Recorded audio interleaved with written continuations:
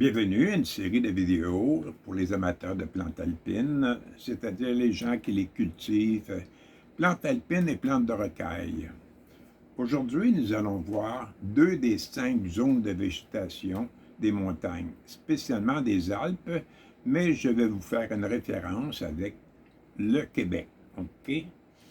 Tout d'abord, on a l'étage collinéen que l'on retrouve dans les Basses-Laurentides, dans l'Outaouais.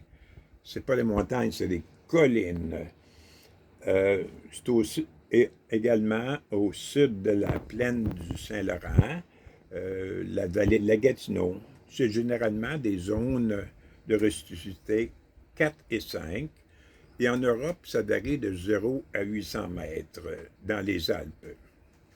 Les plantes que l'on retrouve, il y a la houstonia,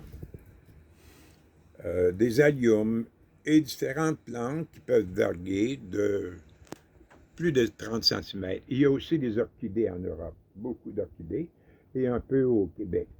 Alors, dans l'étage des collines. Le second étage, c'est l'étage montagnard, où il y a des arbres et il commence à avoir des conifères. OK?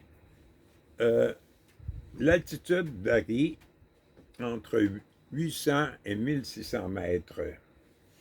C'est les Hautes-Laurentides ici au Québec, c'est la Gaspésie, c'est l'Abitibi, les Hautes-Appalaches, le lac Saint-Jean, zone 3 et 4. On y retrouve du sapin et de l'épinette, parfois du hêtre et beaucoup de noisetiers. Parmi les plantes qu'on retrouve au Québec, il y a les patiques, les maillanthèmes, les sauts de Salomon, l'oxalide, quelques rares verges d'or, des géraniums. En Europe et en Asie, il y a des drabas, des sedums, des sempervivum, etc. C'est très abondant comme variété de plantes.